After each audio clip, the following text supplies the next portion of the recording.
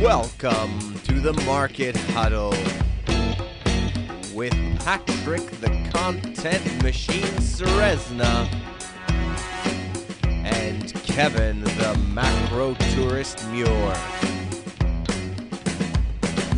So grab a drink, get comfortable, and get ready for a deep dive into the markets.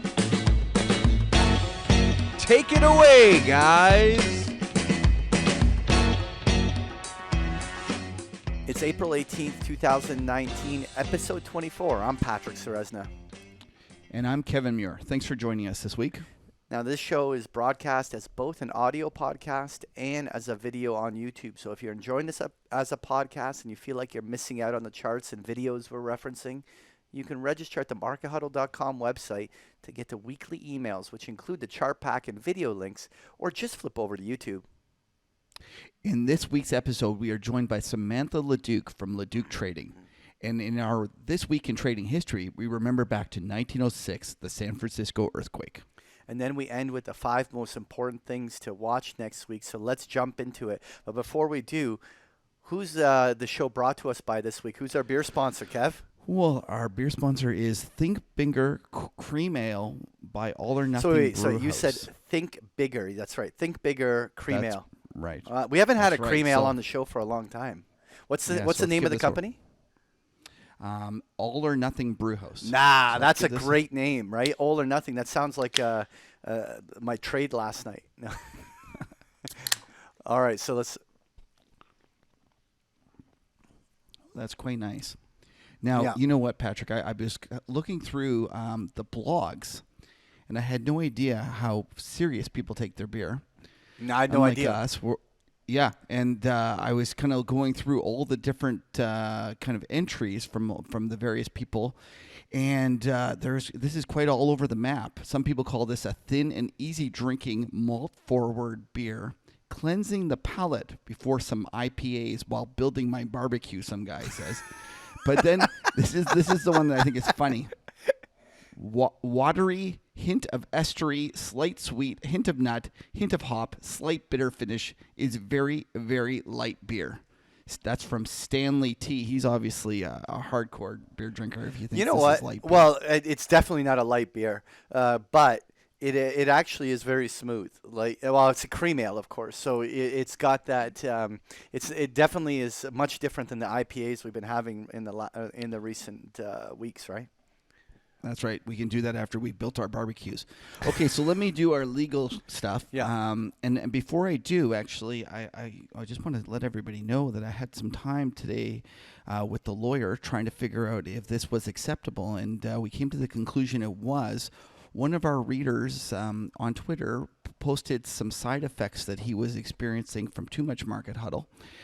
So a big thanks to CR1114 on Twitter, who is kind of listed his side effects from too much huddle, and so we're going to include those today in the legal disclaimer. So here we go. Clients and employees of East West Investment Management may hold positions in securities mentioned in this podcast. Nothing in this podcast should be viewed as investment advice. Listeners should consult an investment professional before making any decisions regarding topics mentioned in the show. For more information, please visit eastwestfunds.com. Now, here we go. Side effects of too much Market Huddle may include negative divergence, squiggle brain, that's what you suffer from. I do. And diarrhea, including severe double bottom syndrome. I liked it. I had to include it. You know what? And this is a shout out to all of our listeners that if any of you are experiencing certain side effects that we are not aware of yet, please inform us of these, because I think our listeners need to be made aware of all side effects of listening to this show. So please let us know. Anyway, so let's move on to the show. At this point, we'd like to welcome Samantha LaDuc from LaDucTrading.com. Samantha, welcome to the show, and thanks for being on. Thank you so much for the invite. Well, and Samantha's already gone ahead and started drinking the beer. She's a true market huddler. So, Samantha, what are you drinking? I only have 2 in the house. It's either a Stella or a Pilsner Urquell, which is a Czech beer. So I popped open a Stella. You're a little classier than both Patrick and I. Stella, that's a great beer. I'm a big fan of it. And actually, at this point, I kind of wish I was drinking a Stella. But anyway, Samantha, why don't you? I was kind of laughing with before we were setting up and saying that this is going to be something that I'm going to do a little less talking because I take it that you're a little bit of a technical trader. And I just thought I'd just kind of let you and Patrick talk about all the squiggles. So just what's on your mind? What do you think about the market these days? Well, I'm not just a technical trader. I do really use macro, but as a backdrop, I am looking mostly at intermarket and technical analysis. But I throw in sentiment when it's at extremes and fundamental as well. So basically, I'm an active trader. And I support clients that do the same. So what I'm looking at right now would be a possible inflection point. This is a call that I made back in December where, and I have some charts in there that I threw together, where I sent to clients that I saw, believe it or not, a flash crash coming, but not until the end of Q1, that we would pull down into the pre-Trump dump level. And I used NYSE as my guide.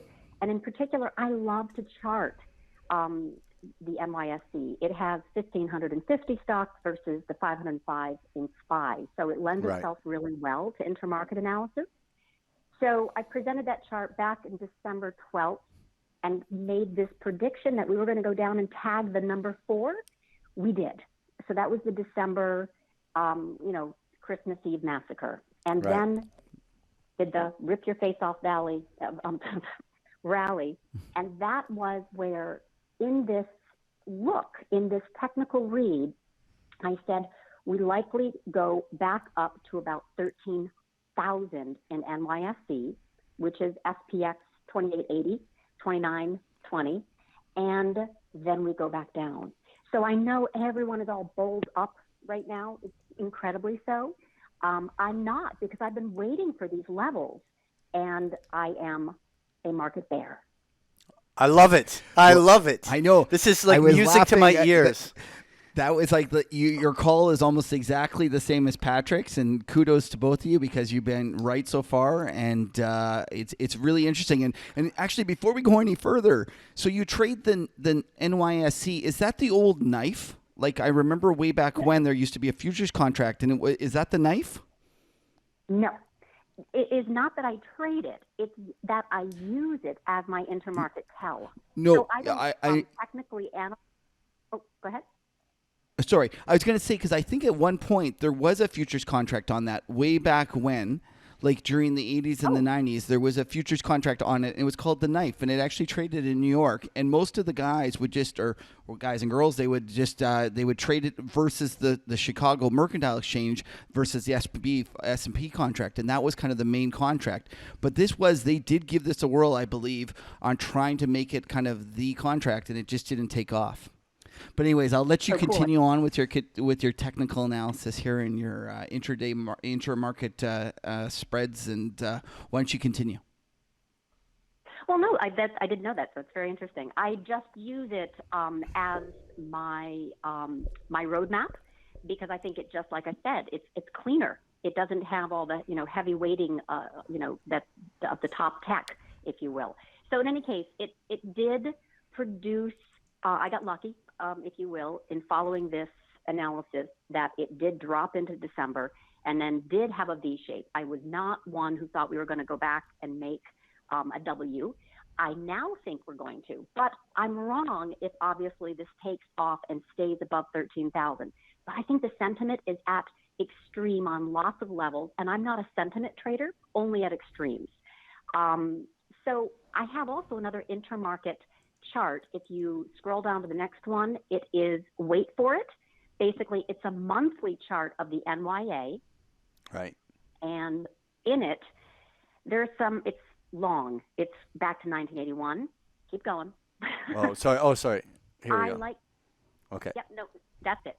So I like to use this, again, this isn't how I trade. This is a roadmap. So I have Chase swing trend portfolios, but this is a roadmap of when I am more convicted, long or short, okay? Right. So this needs to trough. See that zero needs to go through it, trough, and go back up positive. And then that's a much higher conviction, okay, get your funds, allocated type of thing. But for right now, no, it's not there. So I think it's going to be wild. I think we're going to have big chop into election, sideways to down. So again, I've been waiting for this level to hit. We're there. This is a timely interview. I don't know what's going to happen next. I need confirmation one way or the other. But these are the charts intermarket-wise. I got a whole bunch of macro, opinions, but these are the charts that keep me on the side of the trend. So now you're using on the bottom there as an indicator. Is that the Copoc? It's a Copoc curve. Right. And so why is it that you like to use that as a particular way of measuring, like as an indicator? It just works. So I love, I love lots of different indicators. I'm not particularly partial. I just kind of scan them, and it's like counting cards. So if I have 4 out of 5 that are going in a particular direction, high probability, right? Right. 2 out of 3, not so much. So I just happen to cherry pick. This works. I just saw it. I'm a pattern recognition gal. So this works. I am sticking with it. Just like my, December call that NYSE was going to dump right down to the pre-Trump, election levels. This is what I do. It's pattern recognition, it's technical analysis, and then I use macro as a backdrop to justify my price targets. Right. And so you're in this position where you think that there's room for this to now struggle at these levels, and that we could roll over here. What do you see on the macro level that you feel is driving your conviction on this call? Is there something that you're particularly watching? Oh, very much so. But I do want to revisit volatility for sure. But this timing of volatility being so low with my price targets being tagged, that's a little convenient. But yeah, on the macro front, I definitely think that this, entire era of low inflation and low long-term interest rates and this resulting high stock valuation rests on continued expansion of trade. So if there's any hiccup in this regard, then we're going to feel it. So maybe this price level is, forewarning, if you will, that maybe the deals aren't so tight and tied up because the market clearly is pricing it in. Rising rates, I know doesn't look like much, but I still look at how interest rates staying so low that investors prefer cash to bonds. And if they stop buying, that can actually drive rates back up when the central bank is actually trying to keep them low. So I still see that kind of behavior as a possibility. And third, the inventories. We got lots, in China and lots in the U.S. that were produced and kind of masked, if you will, the higher GDP. Those are headwinds that folks aren't really looking at. They're really bowled up right now because we're back to all-time highs. But those will be headwinds moving forward. They kind of pull that out of future GDP. So I do look at the macro rates for sure, growth for sure, earnings. I put an example in for the TSM, Taiwan Semiconductors, reported today. And fundamentals do not match price. They're so far, removed or divorced from, the reality. So they reported stocks up 2%. It's up at all-time highs, and you'd think they beat on the top and bottom numbers. No, they missed by a mile. And that's bizarre because 2 miserable quarters in a row, and they're at all-time highs. So there's this divorce, if you will, from fundamentals is another consideration. Extreme sentiment is another consideration. And then, of course, the macro is a big issue. I think that the S&P has simply outstripped the real economy's growth. And if it hadn't been for the tax bill, we'd already be in an earnings recession. Right. So Samantha, I have to just for our listeners to make sure that that's clear. So when you're looking for there to be a turn, is your narrative more about the idea that this is the beginning of some sustained bear market, or are you just looking for some sort of a flash crash correction that is just a price reversion and then it's going to bottom and then the markets continue? Like, do you think that there's a bigger business cycle turn in your mind? Where are you positioning for that? I wish I could answer that. So I think that this particular this V-shaped rally, I think, is a bear market rally. So I'm comfortable, which I agree with. And that's not consensus now, right? Everyone's all bulled up. So this has to prove itself. It has to confirm by reversing. But to say we're in I do think right now, that's an opinion, I don't have confirmation, that we're going to be in big chop area to lower into the election. So I don't see us clearing and sustaining higher prices.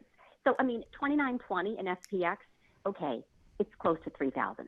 But I'm talking about a continuation of another, 60% like we've had in the big tech companies since 2016. Right. Can I jump in here? It's Kevin.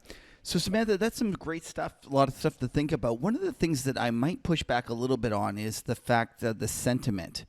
I don't feel the same as you that we're skewed to the bull side, and maybe I just hang out with too many people who are which you totally do, Kev. Yeah, it's ridiculous. Yeah, with like that are too smart for their own good, and because to me, I look at kind of the hedge fund community, and they really feel like they're bearish. Like if you look at the numbers in terms of their exposure to stocks, it's fairly low.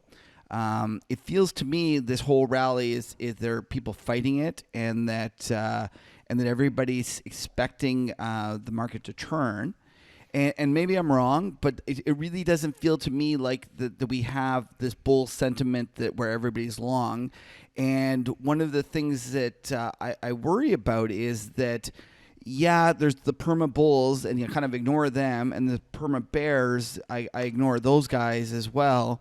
But out of the people that are more flexible and willing to get exposure, very few are kind of allocating up here. It feels harder to buy it than to sell it. And maybe I'm wrong, but that's just kind of my field. Like, do you have any thoughts about that? No, I agree. I think a lot of folks missed the V-shape. They didn't believe. They didn't have that conviction. And even though Powell, when he pandered, January 4th, gave us an absolute free pass. I remember just saying in my trading room, it's done. You buy anything, 9 out of 10 will go up. It was just that clear. Yeah. So I think for me, watching it every single day, right? This is my, live. So missing it is really frustrating now. And VIX always looks like it's going to go down, and the gamma, this suppression trade is real, and it's heavy. And I don't even go for all of the the volatility, crazed, we're going to implode and poof, it's gone. No. I just think that this is hard for folks that missed it to get in. So better thought, I think, will be we correct in time and price. So we can also chop around, in here 200 points, and then another stair step down. This is going to be a grinder, I'm afraid. It doesn't feel like folks are committed, like you said, to allocating big dollars, but they haven't, there's structural bears inside as well, so they can't really short it because they keep getting their head handed to them. Right. I still think this is going to be, regardless, with the reasons I've already kind of outlined, fundamentals don't match. This interest rate regime and the trade deals, there's enough event risk that I think there's more risk than reward. So they're going to stay out of it. Right. So you think that we get a dip and maybe that dip gets bought, but we still we're at a point where the next move is down, not up. Correct. Okay. All right. So Samantha, I wanted to just move on. I wanted to go to the next chart here on the screen, and if I can get this to work here, hold on a second here. No. Oh, there we go. Okay, so here you have the 10-year Treasury yield against S&P 500. So what are you seeing here? Why did you want to bring this to our attention? Because I'm known as a volatility trader, but not the quant kind. So folks that follow me on Twitter, for example, are kind of waiting for the public service announcement. When do I see volatility coming? And I get chastised a lot by quant volatility folks because I'm using technical analysis, quote unquote. But I'm not actually using technical analysis on the volatility instruments themselves. I'm using this intermarket stuff. So this is kind of my secret sauce that I don't show very often. Clients have it. Right. But this is how I wanted to show an example of how I do technical analysis on VIX. I don't use VIX. I look for price divergences, intermarket on the stock bond volatility ratio. And you can see this is trend lines and moving averages. And, it's funny, but it works. So when I, looked at the NYSE back in December and said, I think we're going to go tag, point number 4, which was, 11,000 area. Right. I think volatility is going to explode higher. This is what I'm looking for turns. And you can fast forward and you can see, that worked out really, really well. Now we're getting back into an area where I think we're going to grind out, this level and then turn and head higher. And the reason I say that is if you go to the third chart, which is really messy, and I apologize for not cleaning this up before, submitting it, but this is on a bigger time frame, if you will, weekly. So I want to show that there's an inverse head and shoulders potentially forming in my stock bond volatility ratio. That's a big deal. It actually corresponds with the head and shoulders in the S&P, potentially. So I need confirmation. But this is what I mean by inflection point. Can this break through the little red line and kind of slide down the trend line? Sure. But that pattern is telling me we're going to get some more volatility. And in time, this could be very eventful. So that's what I'm saying with volatility is timing really well with my price targets in SPY and NYSE. And maybe it's just a coincidence. Maybe not. Well, certainly. So you're looking at the potential for volatility to start to rise here, right? I mean, do you actually analyze the volatility index itself? Yes, but not the same way because there's way too much with non-commercial, commercial, spec positioning, M1, M2, all of that. That's the quant stuff. I'm using really how I turned, and SPY the January 26th, 2018 turn, the October 3rd. And if you follow me on Twitter, Kevin, I've been really big about that. I felt very strongly that we were going to have these volatility explosions. And we'll talk about that in the, Tales from the Trader's desk. But I see volatility might take some time to create that right shoulder. Okay. This is not going to happen next week. This could be several months of it. So this is an exercise in patience, which is why I also said, the month time frame on the NYSE, the chart way above, that trough, wait until it troughs, turns, and then goes positive. Then it's a solid buy. Right. Big term, trend trading, I mean. For sure. And so that's great. Do you and you also had a chart for us here on gold and the gold miners. What's your thinking here? Okay, so gold is another one that's kind of a hedge on SPY dropping, right? But right now gold is dropping, and it's Another one of those charts, intermarket blends that I use, which is the bullish percent index for gold miners. And I have charted this for years and found some interesting patterns develop, which is basically, gold trades down into the Fed. And if you don't believe it, you can see where I've overlaid the Fed announcements. And then it runs. And then it taps out some, I can technically analyze this, and then it pulls back. So right now you can see kind of that elliptical in yellow.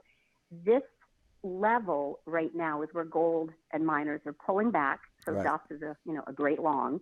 But if this gets above that trend line, which is about 50 on the ratio here, it's when turkeys fly.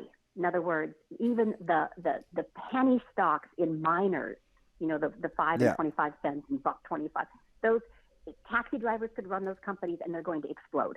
So that particular chart has been very prescient for helping me time and smooth out the noise, from the gold bugs to say, okay, well, right now we're still in a choppy to down mode, but I can of course I can chart gold, silver, miners, but that's boring. This is more interesting to me. This to me says we have a much higher probability that above the 50, which is that, right axis, we're gonna have a really big lift off in gold, and that's likely the timing that SPY pulls back, right? So this is not an argument about inflation deflation. This is, just a pure read on when gold miners, when gold actually turns higher, it's not going to be a soft move. It's going to be fast and furious. So what I'm going to do is I'm going to just share here is just a chart on gold bullion on a weekly chart here. Just a quick look. And we basically hit like 1350, which has been a very big level on bullion for the last, let's call it 4 or 5 years. Every time gold has ever traded up into this 1350 to 1400 area, it seems to reject there. And in my mind, the next major bull market in gold is when gold is able to beat this level. Now, you're specifically talking about gold miners, but do you make that correlation that you're going to want to see bullion running in order for the gold miners to go here? And do you see gold trading above 1400 within, let's say, the next year? So it's actually the bullish percent of miners Yes. as a tell, and because they move a little bit more aggressively. But that's not to say a particular level in gold, because clearly we need to get up and over. I don't have that particular chart of gold. The 1400 looks good. I'm like 1380, but the point is that this has to time with something, right? There also has to be a macro reason for it to fly. So, a flatter yield curve and rate cuts are bullish, precious metals. So, and I mean lower real interest rates. So when we read that, Kudlow and others were saying 50 basis point cut, that's very bullish, for gold. So I'm looking at more of an analog of 2003, 2006, when we had that, yield curve flatten significantly. Then the launch of the bullish phase was in play, even though SPY did not fall out of bed, right? Mm-hmm. So there's still going to be some motivation here for this gold move. I don't know when. Right now, I think it needs some time to actually pull back, shake out, some more loose, weak-handed longs, and then reverse and go higher. Right. I'm going to jump in here. It's Kevin. Samantha, you're talking my kind of language now when you're going through all these things, real rates, and I completely agree. I think a lot of people think that gold is an inflation hedge, but really gold is more correlated to real rates than it is to inflation. Now, in times of inflation, you could get a situation where gold is running because inflation's higher than rates. But at the same time, if you had kind of rates at 0 with inflation at 2 or 3, gold would also run then. So I completely agree. But before we go any further, I guess I'm not a CMT, a chartered market technician like you guys are. And I was just wondering what you mean. Oh, you're not. So only Patrick has that designation. Well, yeah. What is the bullish what did you call it? What was your definition of CMT again, though, when you were joking? I have no definition of I have no definition of CMT. Bullish percent. Yeah, so that's right. We don't want to get Patrick in trouble and your wife had a Okay, Patrick, you be quiet. So I have a question for you, Samantha. What is the bullish what is that bullish percent of miners indicator that we're looking at? What does that mean? How many are? Yeah. Now, how many are bullish in which way? No, I don't understand. I actually, Samantha, correct me if I'm wrong, but this is using, if I'm correct, this is using the point and figure charting, and it's looking at all of the gold miners and how many are giving a bull signal out of all of the gold miner stocks. So it goes gold miner stock by stock, and it looks as the percentage of gold stocks on point and figure that are broken on a bullish uptrend. Is that correct? Oh, I'm really glad that you know. Yes. No, that is what it is, Samantha. I'm pretty sure. Because you know why? You didn't go get your CMT license. Oh my so God! It's not about that. I just knew what this was. Yeah, it's actually a great indicator. Samantha, it's great that you're using it. I often look at these bullish percentage indexes. I have no idea. Yeah, it's using point and figure charting. So, it looks on the descending trend lines as to each individual gold component within the basket. They look at how many are giving a bull signal, because point and figure is very simple to calculate whether it's in a bull trend or not, and so that's just the way that they calculate it. Well, that's awesome, Patrick. Thank you for sharing that. Yeah, with us. no problem. So, Samantha, I see that you've included a chart of dust, and that might be a trade that you have that you're recommending. What's on your mind there? Well, this is a theme on gold short, and lots are looking at the head and shoulders on a weekly for that. I am looking at dust as a potential continuation play above 19. And the reason why I included that chart is that very first trend line is actually the 10-week moving average. And I happen to love that as a swing trade entry, if you will. If it gets above and stays above 19, it's bullish. So this is some levels, 24, and then there's a nice big level above to 32. Dust can move pretty quickly, and then it can reverse just as quickly. So this is to say it's a trade. It is not, a trend necessarily. I still think we're looking at, second half of the year, some wage growth, rising gas prices, improving CPI and costs and such that will contribute to inflation, and this could help gold rise up. But for right now, it's a nice little trade. Right. Well, you're a true trader. Yeah. You're willing. You're looking. That's right. You're looking long term. You're bullish, but in the meantime, you can make some money on the short side. You're willing to go for it. I like it.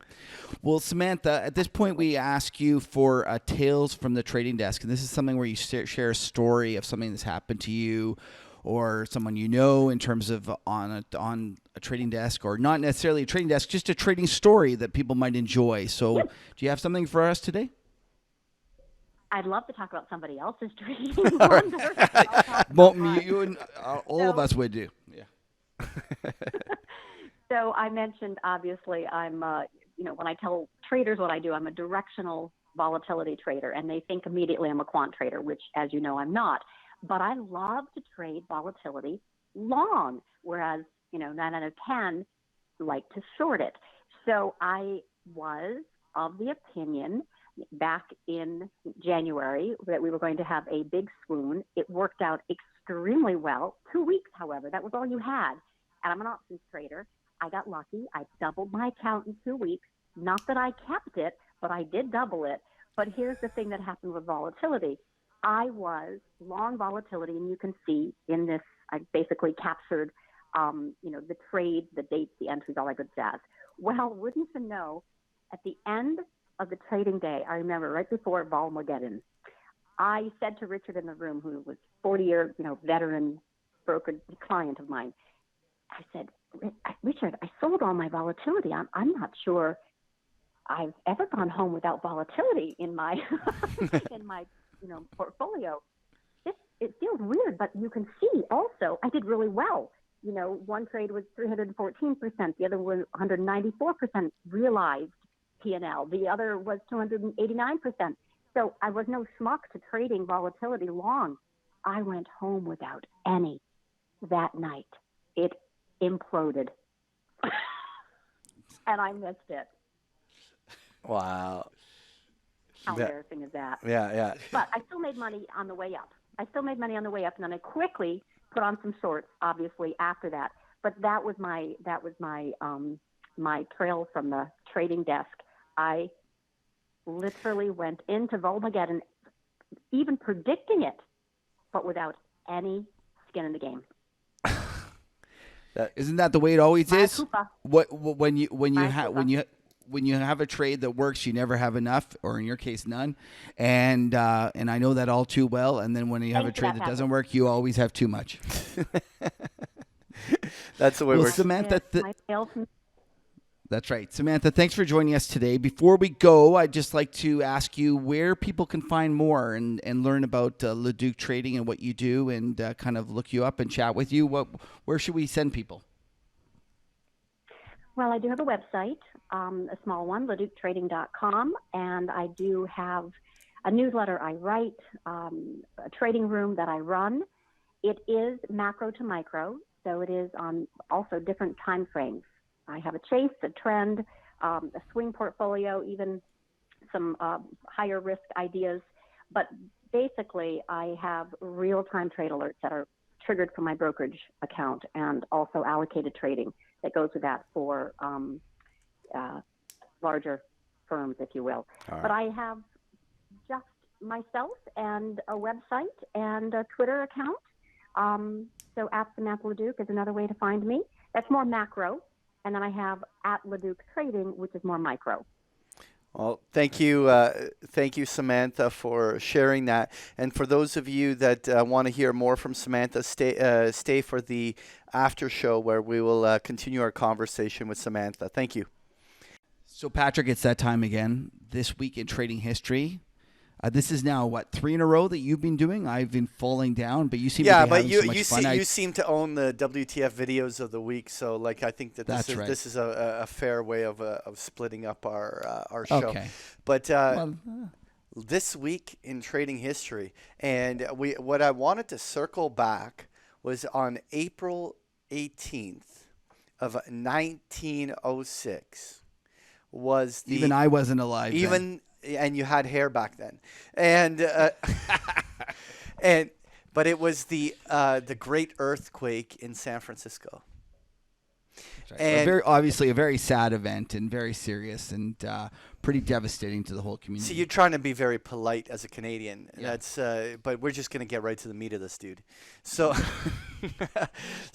but what's interesting? Okay, obviously that's not a There is a market element because we want to focus on the stock market element. But it was a devastating earthquake. It was something that devastated San Francisco for sure. But there was two particular things that came to mind when I saw that date pop up.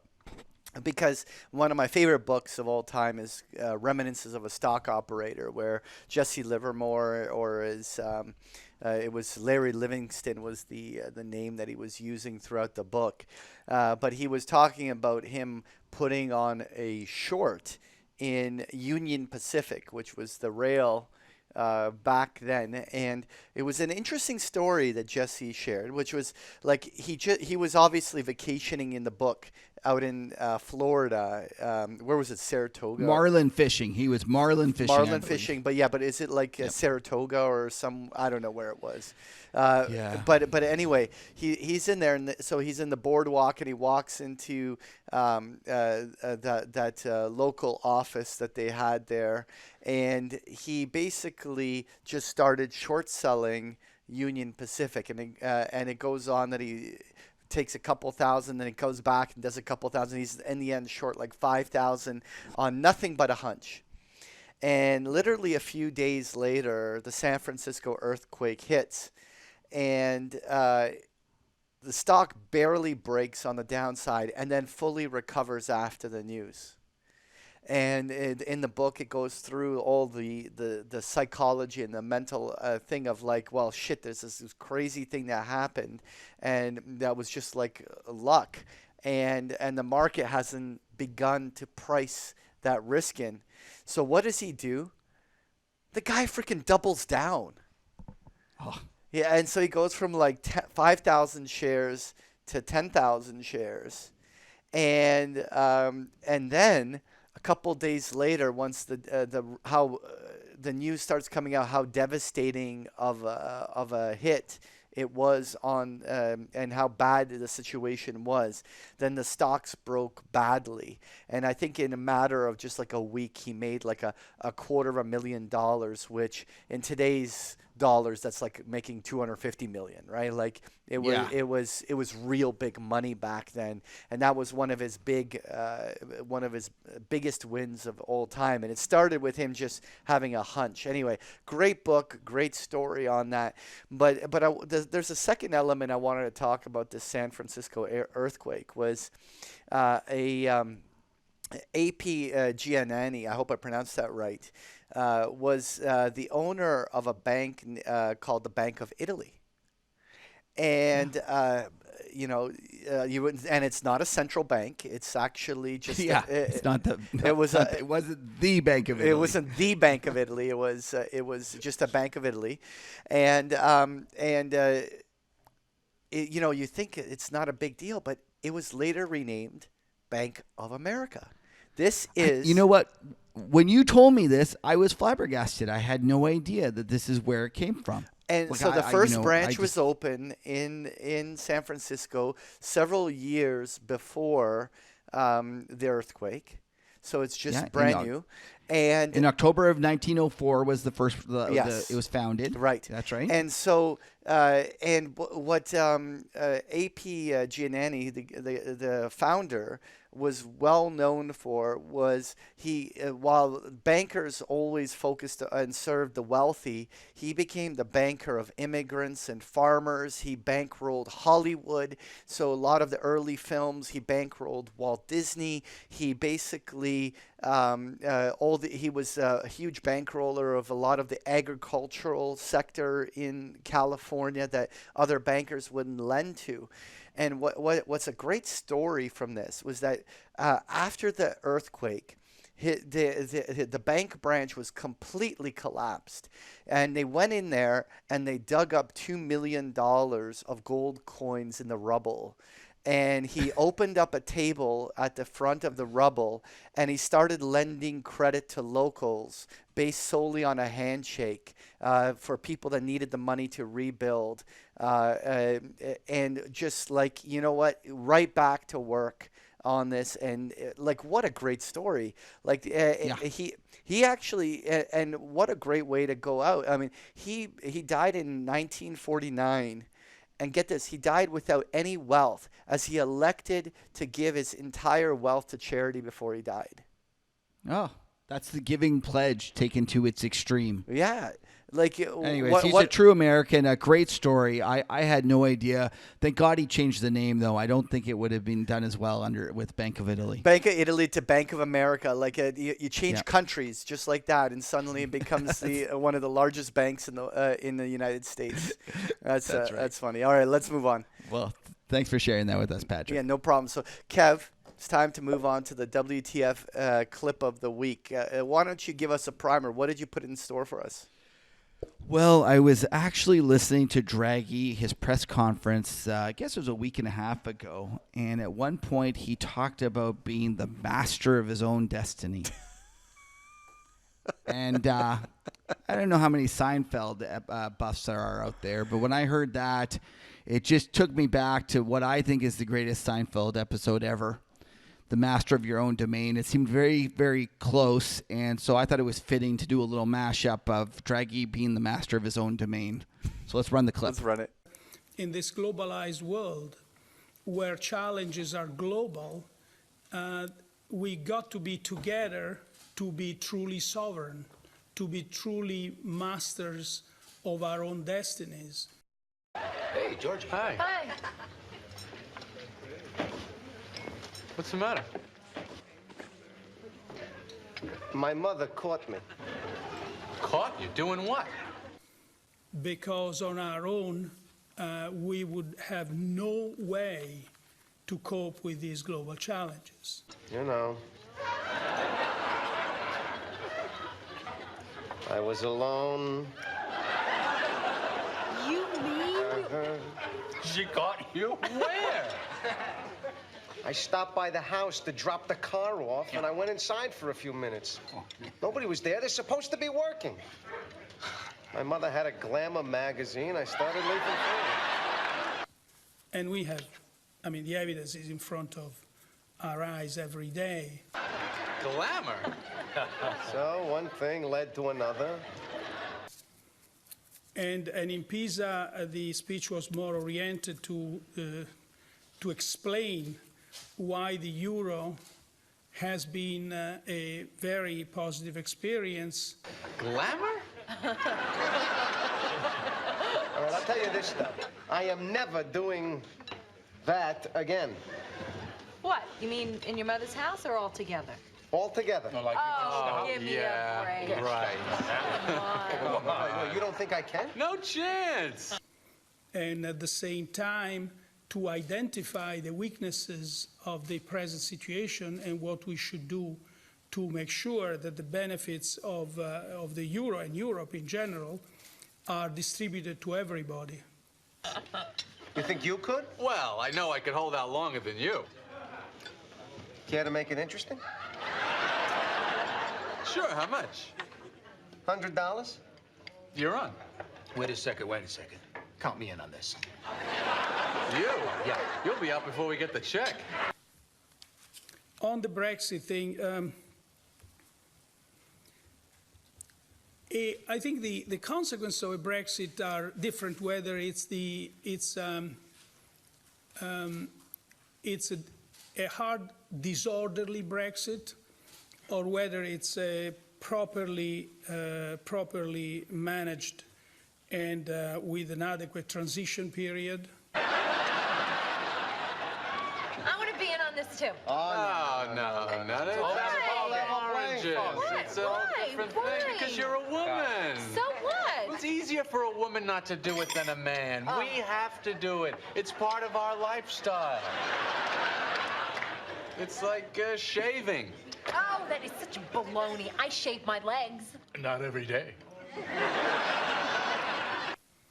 So for me, again, 2 days, whatever, before the vote, they're having vote every day. So, but just it would not be right to anticipate one thing or another. But are you still master of your domain?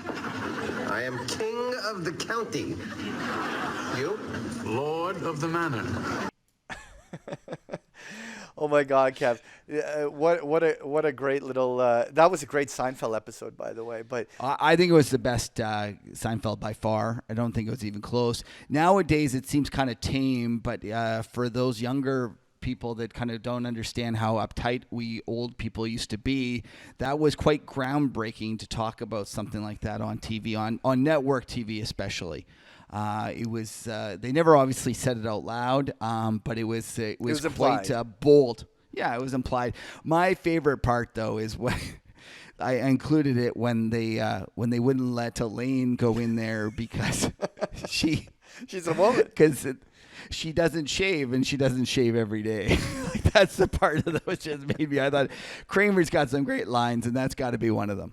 Oh, that's so funny. But in regards to Mario Draghi, right? Like, I mean, okay, look, that. Do you think he shaves every day? By the way? Oh, no way, no way. He definitely doesn't. But those numbers in Europe, they continue to come in weak. Are you one of those in the camp that the trough in Europe is coming? No, we're talking data now. We're not talking markets. Yeah. Yeah. So no, I am very, very pessimistic about Europe's ability to get out of this. I'm so disappointed now because now I agree with you, and we've just totally. So that must be in the bottom. It must be the bottom. Must be the bottom. This is what I'm looking for. If something happens that causes the Germans to allow the rest of Europe to spend, then I will be much, much more constructive. So that is what I'm looking for, a change in attitude regarding fiscal policy. At this moment, when they start, it's just more of the same. They've done the same. In fact, they're going the other way. Germany is getting even more tight and giving everyone more of a hard time, and they're talking about more austerity. So until I see them adopting Trump-like kind of policies of fiscal spending, then this idea that they can fix it with more monetary ease and more fiscal austerity is the craziest thing I've ever heard, and I'm a seller. All right. Now, are you a seller on? No, I'm just a seller. I'm a seller on their ability to get out of it in any time soon. Fair enough. But I am very clear. If they were to do this, and if they did allow some fiscal stimulus, then I would be buying with both fists. Okay. Because currency. There is so much. Make the currency call. Are you? Do you believe that it is within the realm of possibility to see parity on the Euro US? Oh, for sure. Well, obviously, a good trader says never say never. Okay, never. Right? Okay, like, okay. I tried to be diplomatic about it, so I don't corner you. But I mean, what's okay? You can forget the never say never. Do you think it's actually realistic? I don't want to ask you to assign a probability to it. But what's your feeling about the idea of the euro weakening to parity? I think the market's underestimating that possibility. Underestimate. If they continued, if they continue down this road, for sure. Okay. And I'm as I say, I'm a seller. It's they're doing everything. So for our listeners, this is a dangerous thing because we both agree this is not good for all of you. Yeah. Consider yourselves warned to do some hedging on your short euro. That's right. Let's move on. Okay. All right. So top 5 things to watch next week. But before we do, we've been meaning to review, or not meaning to, but we always do review the top 5 things from last week. And nothing really, I don't think, changed from last week because I think we were just too big picture on a lot of these calls. But let's just go through them. Chevron starting the energy stock boom. Well, 1 week, you need more than a week to find that out. Well, yeah, and I think, in fact, although crude oil is hanging in there, the stocks are not.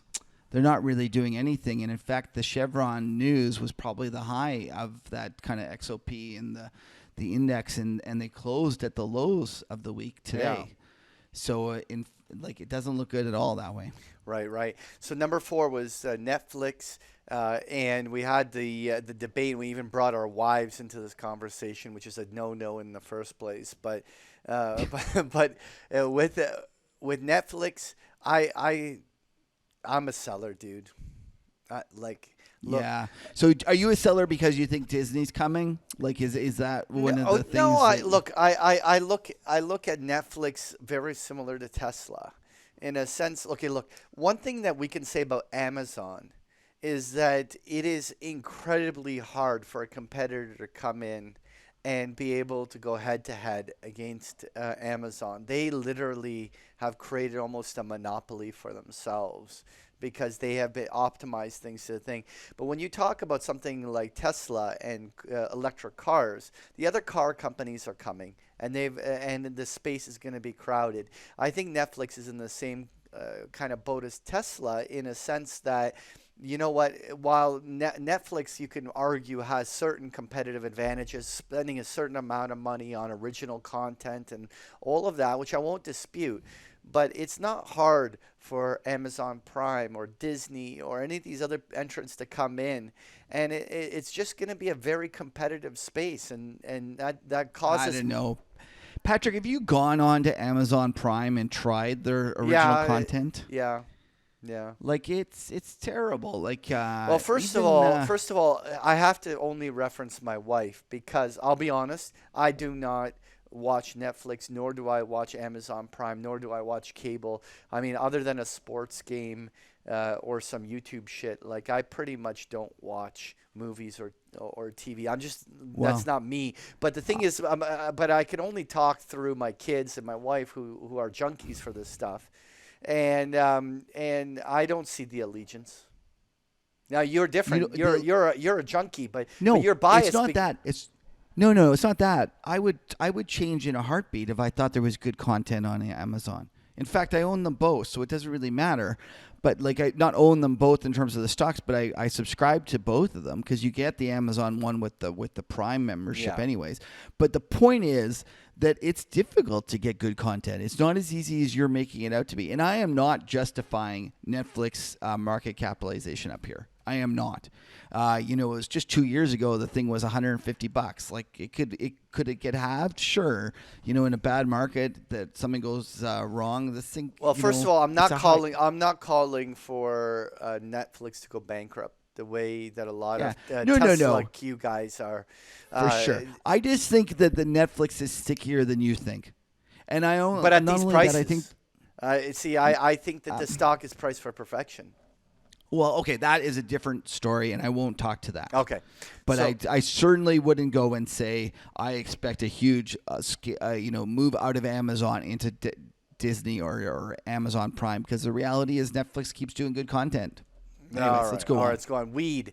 Now, again, the futures haven't started trading yet, right? No, so that's not really the top. The point is that we wanted to remind everyone that the top in the Bitcoin was when they listed the Bitcoin future. Yeah. It's one of those things you should be very, very worried as a weed bull the moment that they actually go and So here's the chart on Horizon's marijuana life sciences ETF, the one in Canada. And it's been more or less fading off the highs. And more importantly, it's never really gained any traction since that huge run in 2017. Right, is that a W? Is that head and shoulders or something? Yeah, some technicians will want. Like, you know what? I don't get caught up in that. It is what I will say is that the stock has not been able to make fresh new highs for like a year and a half. Right, and so a lot of the juice and momentum is being fizzled out of this. And that's and unless this can demonstrate some real bullish momentum, I think that's very concerning. Number 2, China credit surge. I don't have anything to say beyond what we talked about last week. Do you have any comment there? No, except that a lot of people are talking about the fact that although China itself is rallying, there's some other commodities that aren't doing as well as we'd kind of hoped and expected, right? Yeah. I think you and I talked about this. You were mentioning iron ore, but then at the same time you said, copper is not taking off. Dr. Copper doesn't buy this one bit, and at least not initially. And while I think the only two commodities that you can argue have definitively trended is oil off the bottom, which I guess is a derivative of the fact that gasoline futures or the RBOB's been moving as well with that, and iron ore has been ticking to higher highs. So that, and of course the iron ore is what everyone's got caught up with, the China surge. But Dr. Copper and pretty much the entire commodity complex outside of that, whether you're talking grains, whether you're talking uranium prices, whether you're talking precious metals, whether you're like you go right across the board, including copper. Nothing is edging. Nothing is showing the signs of life there. Anyway, I want to see more. If this China credit surge is for real, we should see it in the commodity prices a little bit better than this, in my opinion. That's right. Number one, I want to save number one because we again have another headline. Okay, so we'll deal with it there. We'll deal with it then because I think there's a good story to talk about with that. So we'll touch on Barron's during that time. So with that said, let's move on and let's talk about the top 5 things to watch next week. And so what is it that we want to talk to everyone about? So number 5, I wanted to talk about Qualcomm. And wow is what I want to say. So what a move. It was hilarious because, okay, so here's the chart. Like crazy, is that not? Like just the So let's tell everyone there was a big announcement that Apple had to go through with the. So this is a 45% rise in in like literally 2-3 days from trough to peak kind of advance in Qualcomm.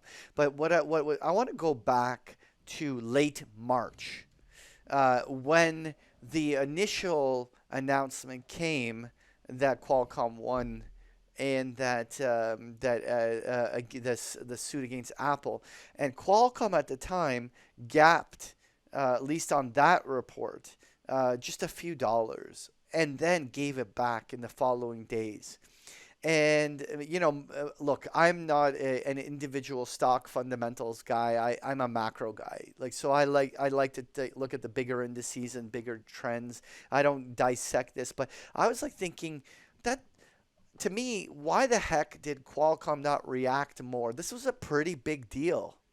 But what it ended up being, a month later, it was when Qualcomm had to, when that was clear that Apple was not able to use Qualcomm's technology. Here's a CNN Business headline. That Qualcomm and Apple had to make a deal. And and the announcement that Qualcomm and that Apple put a new deal together with Qualcomm, there was this multi-year new deal to with all of their technologies, and I'm not going to get into the details because I'm not pretending like I know what I'm talking about. But really, the stock just ripped. It was an incredible move.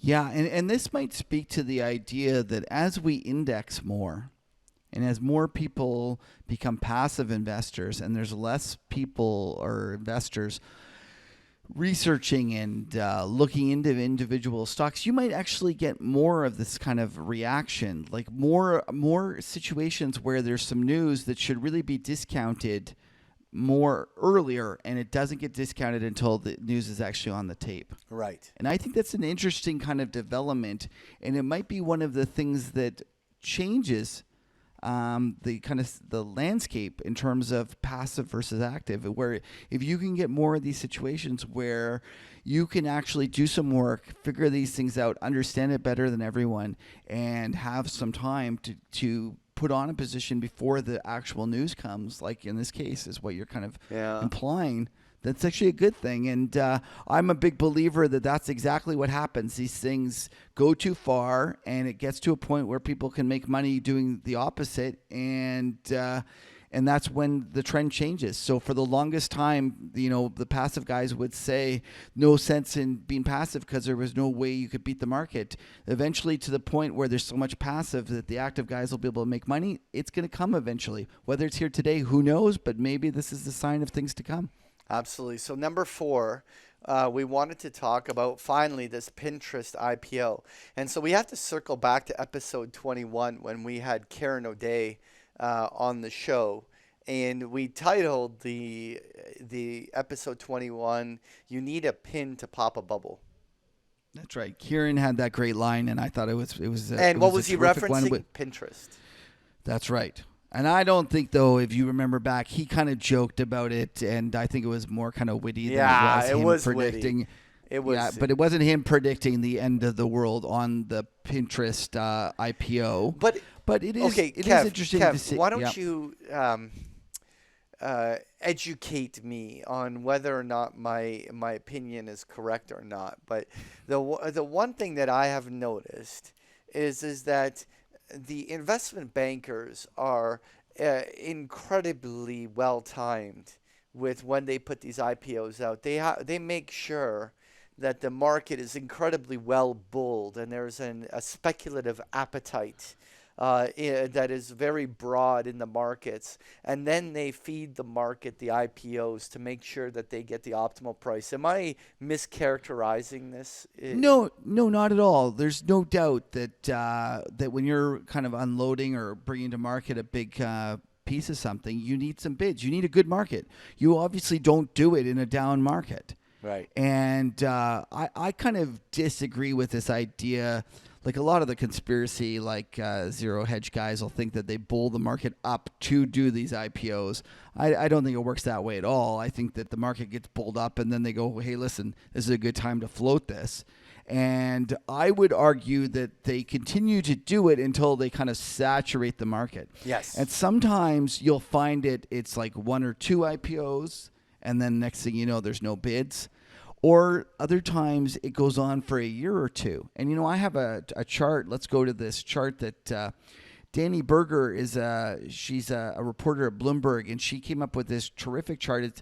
This is actually the recently listed IPOs. And there's an actual ETF IPO. I had no clue.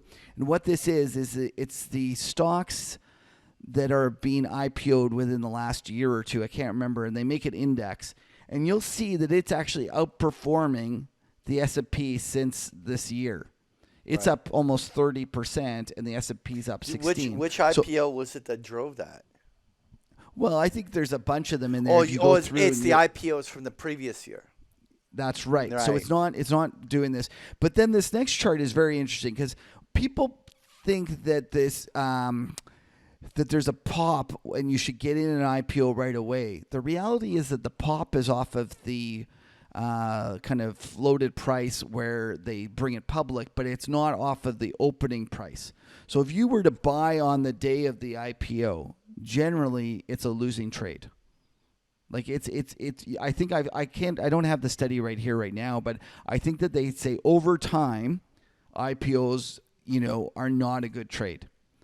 And I thought it was actually interesting when I saw the fact that there was this Renaissance IPO that specialized in owning these things. I was thinking to myself, well, geez, that's not very good because I've seen the actual papers that have shown how that it makes no sense to buy IPOs in the kind of on the day that they're announced because generally they underperform the market.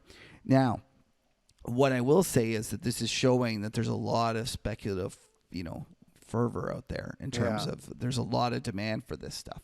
But I want to kind of point this, we'll go to this thing, this chart that Danny created, and you'll look at how many IPOs came due every year. And this goes back to my idea that we might be entering into a 1999, 2000, style I just blow-off. gagged in my mouth. Yeah, I know. We were running 55, 60, 70, IPOs. Uber's coming up. What other unicorns are there where you're going to get this monstrous surge? What do we need a bunch of make-believe companies, like anything that puts a .com at the end of its name back like in 99? But Patrick, just because it's going and they're floating these doesn't mean that we're about to implode tomorrow. No, I know, but the thing is that this shit has to be in the pipeline. No, but we're going to get a whole bunch of them. They're going to they're already in the pipeline. They're ready to go the moment that they see enough bids out there. Right. So this is my point, is that we might have a surge in IPO listings in the next year or two. And don't listen, I'm not trying to say you should buy them. I think I just went over why I think that they're terrible investments. And really the only people that make money off of these are the people that are buying them from the dealers at the kind of lower prices, but those go to all the good clients anyways, and you as a retail are getting hooped. You're not going to get any. So I'm not trying to say that they're going to be a good buy. I'm just saying that there is a lot of room for this speculative kind of IPO bubble to get a lot worse. Yeah. And just I just don't buy this kind of doom and gloom that this is the end of the world because we're getting a couple IPOs. Let's see how the market chews on these. Yeah. You know, and I guess the bearish argument is that the lift is kind of shit the bed, and that it opened at 85 and it's now $60. And I'm not disagreeing but that Pinterest that's and Zoom both actually popped. So, yeah, I but mean, let's see where they are in a week or two. Yeah. But Anyway. I just don't think that you should necessarily think that the fact that they're floating these IPOs is a sign that it has to all end tomorrow. Right. It will eventually end. It just doesn't mean tomorrow. Right. Okay, well, let's move on. So let's move on to number 3. And what I wanted to talk about is this complete breakdown in healthcare. And this is incredibly humble for me because I owned way too many biotechs a week ago. And this is now, you know what? This is a testament to the fact that it's good to have some protective puts. That's right. Because that should be your like motto. Well, it is my motto. Some protective puts. It's like when your mom sends you out with condoms. Yeah, absolutely. Like that's right. It's good to have some protective puts in your pocket. Practice safe investing. Have protection. It's thing because my God, if look, I'm going to be open. I had Amgen, I had AbbVie, I had Amgen, ANG, AGN, Allergen, and so I had these positions. I hedged it all out, and boy, thank God I had the hedges on this. I was trying to be more optimistic. I thought this space was potentially breaking out. I was dead wrong. And I'm out. Forget this. I'm done. Today is the April 18th expiration. I'm being blown out of everything, and I'm gone. But wasn't it even worse in the actual XLV is the healthcare sector? It's not really the things that you were trading, isn't it? Other things. Am I here's wrong? the IBB, but if you go to UNH, if you look here, United Health was getting slammed heavily, right? But look at AGN. This is Allergen. It didn't do that bad. It wasn't broken down as bad. But AbbVie, a full breakdown. Amgen, a fully reversed back down. This entire healthcare space is just, it's ugly. Yeah, I think, Patrick, the problem was I think we were both bullish on XBI. If you're going to have your moment of, I think if you're going to have your moment of a lesson learned for our listeners, confession, is that listen, when you should listen to us just to find out when we both agree on something, and because that's worth its weight in gold. It's better than Gartman. It's better than Gartman. Nothing can be better than nothing can be better than Gartman. Well, it will be our proud moment when Zero Hedge is fading the market huddle. Listen, the two Canadians agree. We got to go the other way. Okay, let's go on to the next one. Number 2. So what's going on here with Blackstone? Okay, so Blackstone recently converted. Today, actually, they announced it. This is Thursday. We're taping it. They announced that they were going to convert from a partnership. They were a publicly traded partnership to a corporation. Right. And it's actually a really interesting story. Why would they do this? Well, there's a couple of reasons. Recently, the government, after Trump's tax cuts, a lot of the regular corporations became more competitive. So the corporate rates in America were actually higher than Canadian rates in a lot of cases. So, smart, savvy tax guys like Blackstone figured out that they could get around this by being publicly traded partnerships. But I guess I don't understand this, perfectly. But it gets it's a real hassle in terms of claiming it on your tax form. There's a different form you need to fill out. You get different kind of feedback from your broker. And not only that, some institutions can't buy you. Right. So with the combination of Trump's tax cut, making the corporations much more competitive, and the fact that now, if they convert into a corporation, they become eligible to be owned by everyone.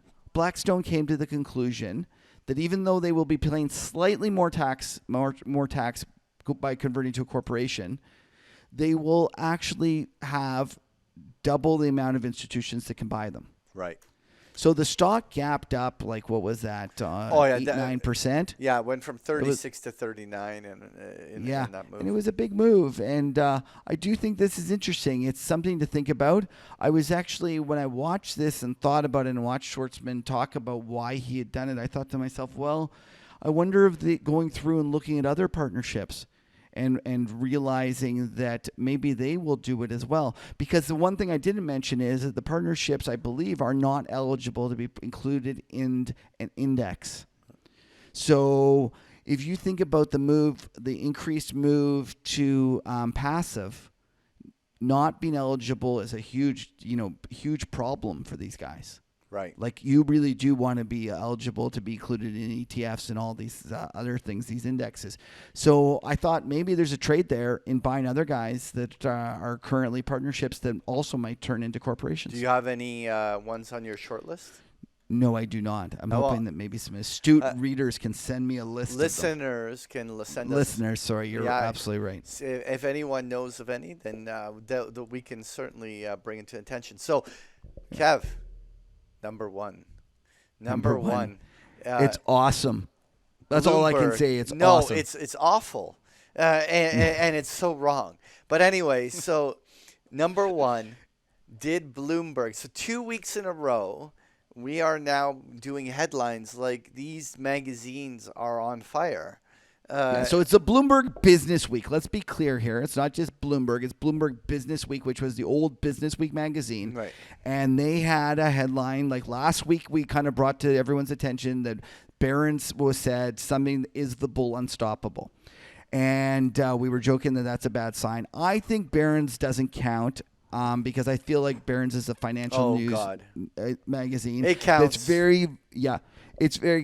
Bloomberg Business Week is also a financial magazine, but it's not quite as inside baseball as Barron's. This would be better if it was like Newsweek or, some other kind of Times magazine or something. Right, Times magazine.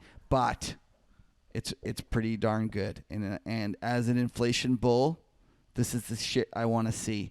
And let's go back. I saw our buddy Chase Taylor, a great interview last week on from Pinecone Macro. This is right up his alley. I saw him retweeting this as soon as it was on the tape and, saying that this is making him feel better. You and me both, Chase. I love this kind of stuff. When I see is inflation dead and they're showing a dinosaur, I'm like, bought. Okay.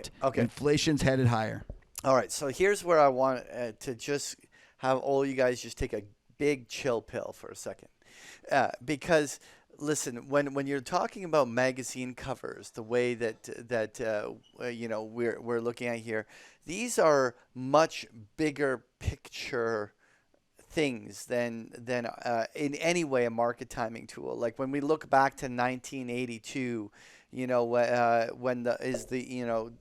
we ever see the death of equities? Death of equities. You can't pin that down to even a year. Barely I disagree with you there. I'll buy. You can do August 13th, 1979. Why don't you pull up the chart, Patrick? Oh, I'm not even going to. But come on, dude, you got to pull it up. Let's look. August 13th, 1979. Let's test your theory out. Let's see how close that was to the bottom. August 13th, 1979. Let me just do this. So let's see. In case anyone thinks this is scripted, they'll realize that no, we don't do anything like that. We would never. August 13th, 1973. 79. Right, sorry, 79. So here, I have the chart up here. Okay, so here is 1979 right here. This is a monthly chart right here. So somewhere in here. So. It wasn't actually the bottom. They should have done it in 74 or whatever. But it was definitely right. This is the S&P. Rightfully so, I should have used the Dow, which has a bit No, of a no, different it's okay. It's close enough. Anyways, I interrupted your comment. Well, and I'll admit you're correct in terms of trading from anything but a yearly perspective. This is very difficult to say. Okay. You should run out and buy inflation because it's on this if cover 2000 today. if 2020 rolls around and MMT is in some platform that it gets elected into some form in the government, then we could look back to 2019 when this headline came out that that this was. But like, you can give me all these headlines that you want, but to me, inflation is a function of the growth of money supply, and there is simply no metric from which you can show me that money supply is going through a very big expansion anyway. There's no velocity of money going through any expansion, and just because a magazine cover comes out is not going to change my view on the markets. And so I'm simply, it's kind of fun that you have it out here, but I'll tell you, I need to see some real macro to shift in order for me to start drinking this Kool-Aid. Okay, so I think I sense a bet coming here. Oh, are we? We? Yeah, we got to do one here. Okay. If you're them sound like fighting words, what you said. So we're now, we have the March numbers. Do you want to use CPI or should we use something else? Let's use CPI. Let's use CPI. No, but for a second here, let's just stop. Because the flow through of the rise in oil prices is going to uptick the short-term inflation. And so what you just heard it there. You just heard it there. Yeah, but the moment he's like, there's a bet going on, he just wants to fade. Kev, is oil going to 80 and 100 the way you and Chase went into your little kumbaya? Are you making that call that oil? All I am saying, I will. So we are now March. We have 9 months of CPI ahead of us. You know what? The last tick was 1.9 on the CPI. I will take the over. You can take the under on the average over the next 9 months. Average of the next time, I'll take that. No problem. Okay. So no is it problem. a Duke and Duke, or is it a Duke and Duke, or what are we going to do? Well, you know what? By the way, this is an opportunity where we have to do a shout out to our listeners, because Kevin and I have miserably failed at one thing, and that is we've miserably failed on many more than just one things, but this is one of the things. One of the big ones. We have failed to accurately document all of our bets. And so if anyone knows them all, and more importantly, what we bet. Because we're arguing whether or not we did the Duke and Duke on a few of these, and which ones we bet the steak dinners on.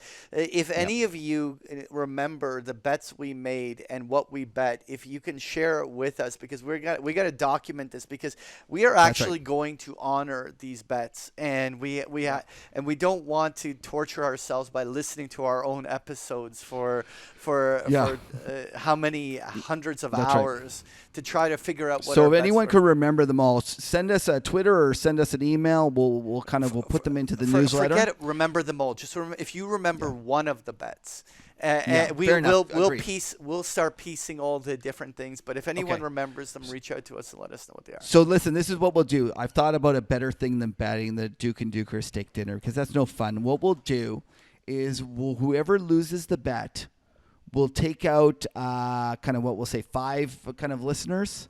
And that person, like if it's me and I lose the bet, I will pick up a night of beer drinking. For 5 listeners. And how do For 5 listeners. We'll just do it. We'll pick them randomly or whatever. We'll just pick 5 listeners, and you know what? We'll do that. So we'll have this will be the inflation bet. Actually, you know what? Even better.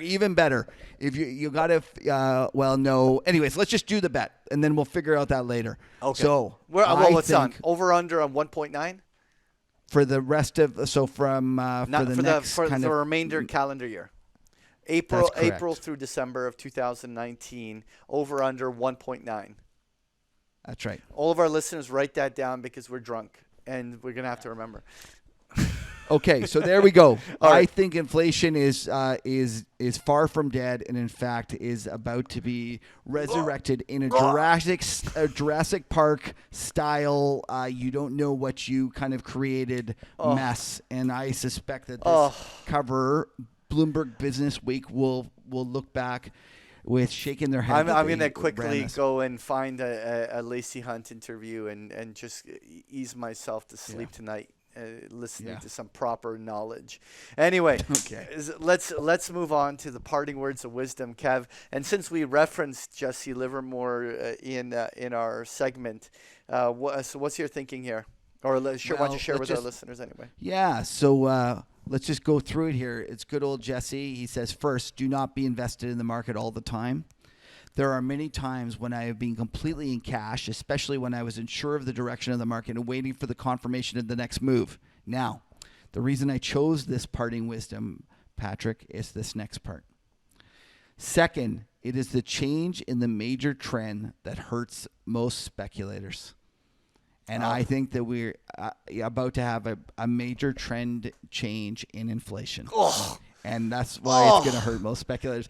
And I think that Jesse Livermore would be on my side of the boat there. You know, though, I think you're putting words in his mouth, because I'm almost certain. I am. You're right. I'm almost certain he is referencing to the fact that most investors do not know how to turn paper profits to real profits, and they ride trends, and a major trend shifts, and most because he says, Patrick, I'm gonna cut you off there. He says the change in the major trend is what hurts most speculators. And I think it's because everybody continues to trade the previous trend. And I think in the late 70s, early 80s, everyone thought there was going to be inflation forever, and it was the disinflationary trend of the next 3 decades that hurt people, as they didn't go and buy all the bonds that you now guys want to buy. And now it's going to be just the opposite. We're going to see the change in trend while everyone's rushing for the bonds and buying things that they think that inflation will never go up. That will be the time that you should be going the other way. So, and you don't think he's referencing the 9-10-year bull market and all those clowns that think that there's about to be another big melt up in the stock market that are on the wrong side of the major trend? Do you think maybe he's referencing those ones? He might be. Too bad, Jesse Livermore. And, you know, for those who don't realize it, Jesse Livermore eventually took his own life. And that bad trade. It was a bad trade. And so, you know, Patrick, he idolizes Jesse Livermore, and we just have to watch Patrick for signs of depression and other signals. And when he goes and applies for the gun permit, I'll let everyone know that we have to do an intervention. All right. Sounds good. All right. Thanks for sharing. All right. Well, let's move on into the close here. So, listen, thank you, everyone, for spending some time with us. Please visit the site, markethuddle.com, to sign up for our weekly email, which includes the link to our show and to the charts that we discussed earlier. Rest assured, we won't clog your email with junk. We only send you a weekly letter that updates you on the upcoming shows. You can also follow us on Twitter. Now, our Twitter handle, you have to add the word "the" in front of the Market Huddle, because someone else beat us to it, but it's at the Market Huddle. As well, you can follow Kevin at Kevin Muir and myself at Patrick Ceresna. So thanks for listening, everyone. Hey, Patrick, whoa, before you sign off, what do you think of our All or Nothing beer? Oh, it was great. I think bigger. It was great. I ran out of it about halfway through the show, and I've been substituting. Same with... It was such an easy drinking beer that it just went down, right? You know, these sponsors have to stop cheesing out on us and actually send us like a 6-pack each so that we can actually and just for those who don't realize it, we drink the 475 milliliter ones, so we actually need, I would say 6 of those are good. It's no Tony Greer, but I think 6 will do it. All right. Tony Greer still has the record for the Market Huddle most beers. He is the champion. He is the champ. I think that it'll be a long time before that record falls. I think so. And more importantly, he did that like in half the show. That's correct.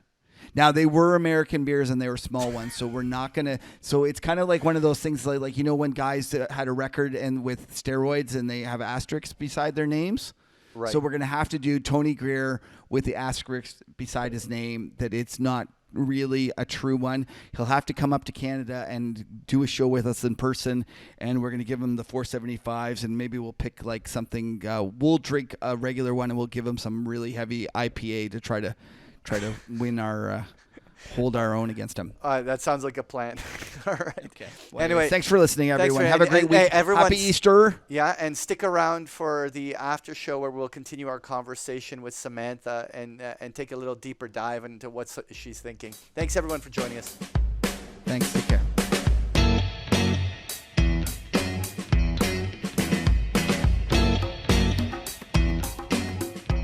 Okay, at this point, we'd like to welcome Samantha LaDuc back to our after hours session where we learn more about Samantha and what else she might like, and learn a little more about her favorite trades and what kind of trade she does. And I'm just going over your website here, Samantha, and I seem to be a lot of stuff about fishing.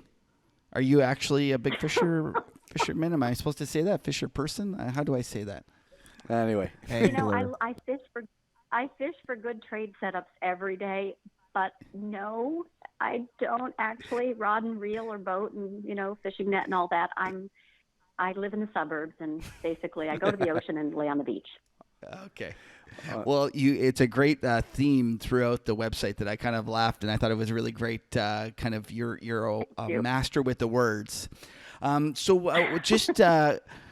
One of the things that we were talking about was gold, and we were talking about the possibility that we thought that you were mentioning something to the effect that you thought at one point it's going to really run, and those were words that were dear to my heart, because I contend that before this is all through, we will have a week where gold goes up $1,000, and everyone looks at me like I'm insane when I say that. But you are insane.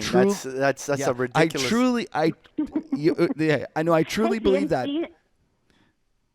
And you know what? It's insane to have inspiration. Yeah, that's correct. But if you look back to what gold did in the 80s, when it went from like 500 to 800 in a period of 3 days or something, it was very, very condensed, and as a percentage, it was quite a lot. And I really think that we're going to get that same sort of situation in gold. I don't know when it's going to come. And I was also laughing when you were talking about the fact that when you feel like you don't have a position when you're not long volatility. I don't have that same kind of feeling, because unfortunately I'm a former index derivatives trader, and actually I kind of have the opposite feeling. When I'm not short volatility, I hated it, but I do have that feeling when I'm not long gold. I feel like, oh my goodness, I'm not long any gold. And I don't know if you feel this way, but I kind of consider myself short when I'm not long. Do you do the same? Like, do you kind of think to yourself, oh, I'm short volatility because I'm not long? I'm basically waiting for it to set up to go long again. Yeah, that's right. It's the only time because I can play situational bull or bear in equities, no problem. In indices, no problem. It's like, I can't do that with volatility. I only like to trade it long. Well, that's a game of patience, though, isn't it? Because the long vol trade is not a sustained trend, so you're always looking for those kickers. How do you deal with the carry in volatility generally? Because being long volatility usually can be expensive. How do you usually put on your trades so that you can deal with the fact that you can be long volatility without a heavy carry? Well, two ways. And as I explained, I'm a market timing. It's a market timing call. Mm-hmm. So when I see volatility is going to pop or it's going to become extended, that's when I will enter. So, and that's not true. I still have some puts in on the game when I really see an inflection point, but I'm not a short vol trader, totally focused on gamma and all of that. Right. So the second is I'm trading small because the moves can be so big. Right. Oh, that's for sure. I wrote a piece today, Samantha, that was going on about volatility and the fact that often people think that volatility is negatively correlated with the direction of the market. And one of the things that I believe too many people are missing is that it doesn't necessarily need to be that way. And I highlighted the fact that during 99 and 2000, in the aftermath of the long-term capital crisis, when the market then proceeded to rip kind of for the next 2 years higher, we actually saw sustained increased volatility. And I guess to some extent that would be kind of your nirvana, like if we got a situation where we got more volatility and we were, well, I don't know, because you're kind of negative right now, but ripping higher on more kind of positive volatility. I was wondering what you thought about my article in terms of, you probably didn't have a chance to read it yet because I did publish it right before we went on, but I was wondering what you thought about that idea that you don't necessarily need to have a down market to get more volatility. I don't know about that. I'll have to read the article. Okay. Seriously. This, to me, is a timing tool for when the tides are changing, and it's a great tell to go short equities, obviously specifically ones that are oversold. It's, for me, they're one and the same. I don't see it as a negative carry. I'll agree with Samantha. I'll agree with you, Samantha. Now, in a sense that what you do, Kev, is that you're like cherry picking like the few handful of times where volatility did increase into a rising market, but that is not a natural condition. You're cherry picking a few circumstances where things got messy to the upside, and listen, there's always those conditions that can come where something like that can happen. I'm not saying it can't happen, but that's not the normal market relationship. Can you agree at least on that? Well, you might be correct that it's not the normal, because it goes back to that idea that the market goes up a staircase and down the elevator. And that's why it's not a staircase, it's an escalator, dude. You're using the I'm using the wrong. Like, this is the squiggles. I'm terrible at all the squiggle stuff and all the squiggle talks. But I agree that has been the case. I don't think it necessarily has to be the case. And I really believe that there's a greater chance than the market is giving credit to, that we are about to encounter a high vol kind of area, but it doesn't necessarily mean the market is going down. And that increase, like we could have a blow off top that means increased volatility with things going all over the map, but yet it's still not going down. No, Samantha, and that's just me. Samantha, for a second, what you need to realize is Kevin is this wingnut that actually believes that the stock market is going to melt up here in this big, huge shoot to the upside. And I think it's the most ridiculous concept ever. But let's see, like when you were giving me you that, boys work it out. yeah, when you were sharing that chart earlier and looking for the topping formation, you were talking my language. It made sense to me what you were saying.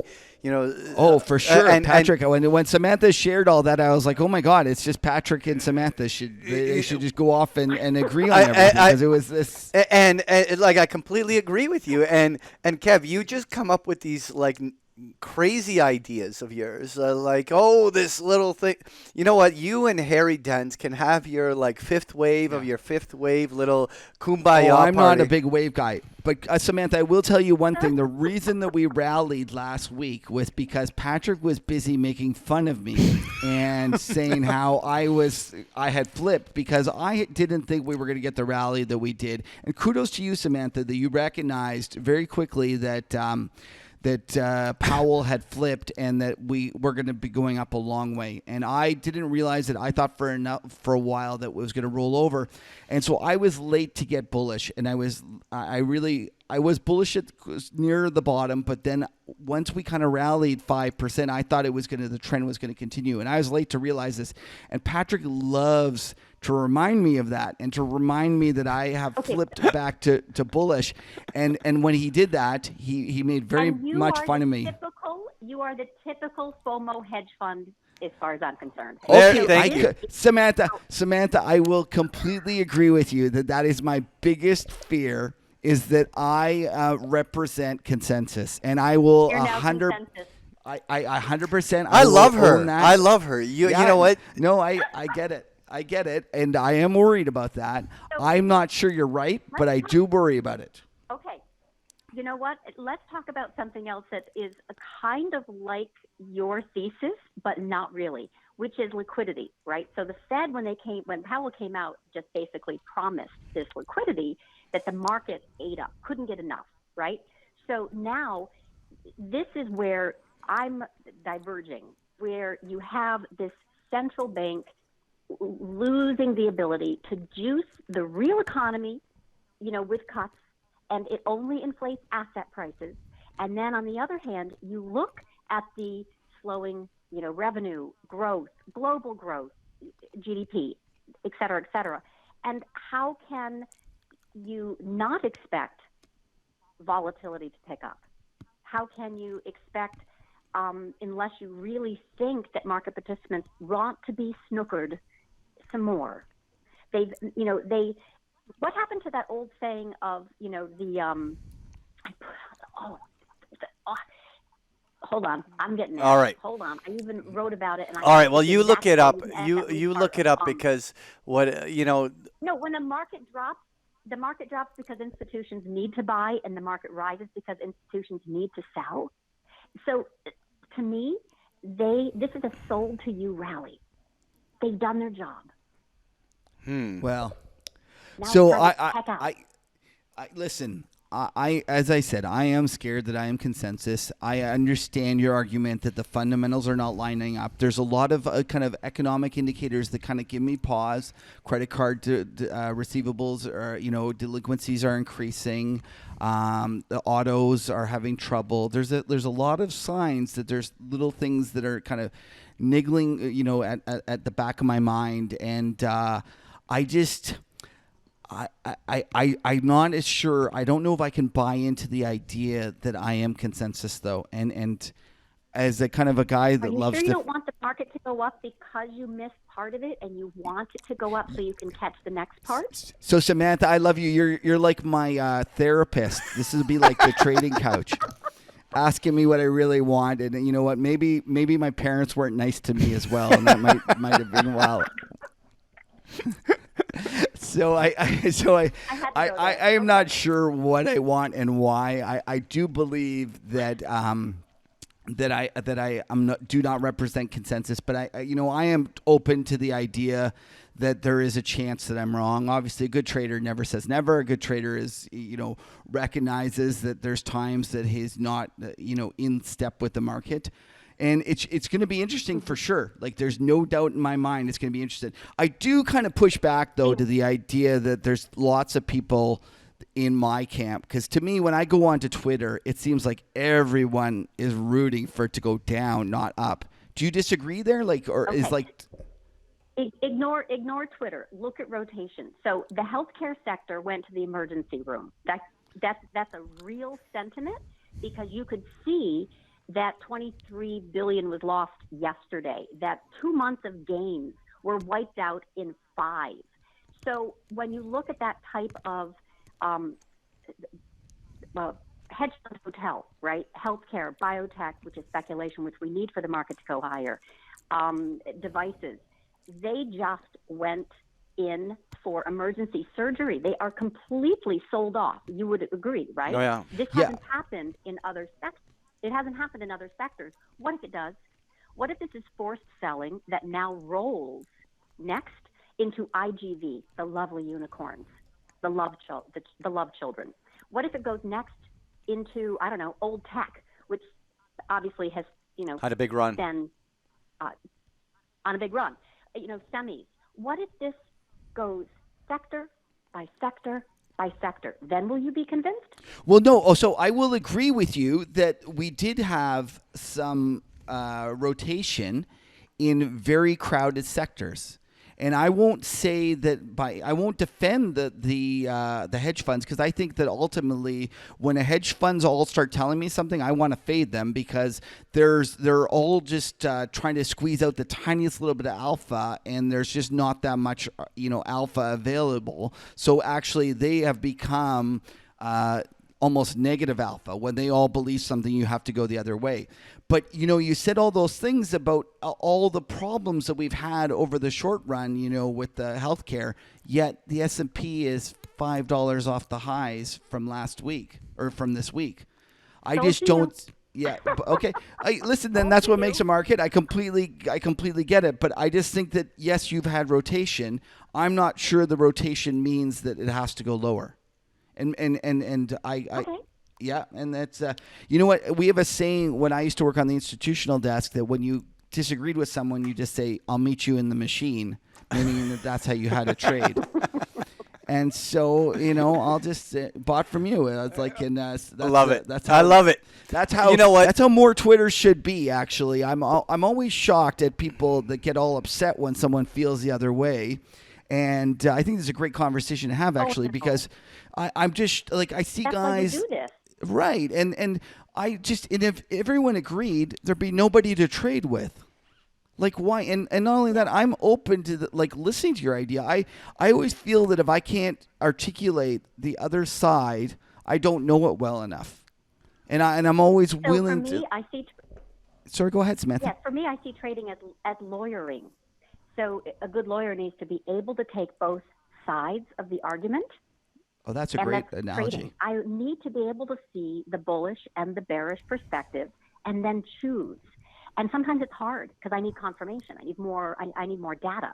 But the context for me is this outsized performance in U.S. equities is completely unmoored from the economy, right, from corporate profits.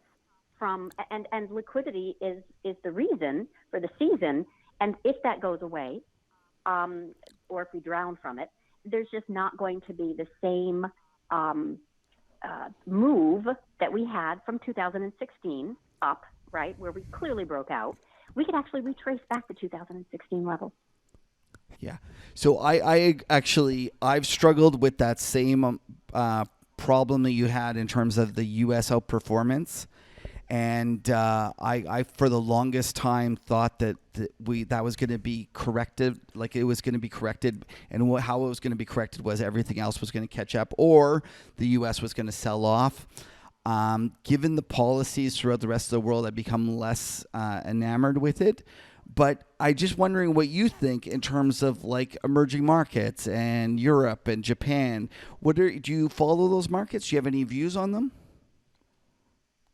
Yeah, they're not doing well. I mean, this is not a trend that to me looks sustainable. It looks very wobbly.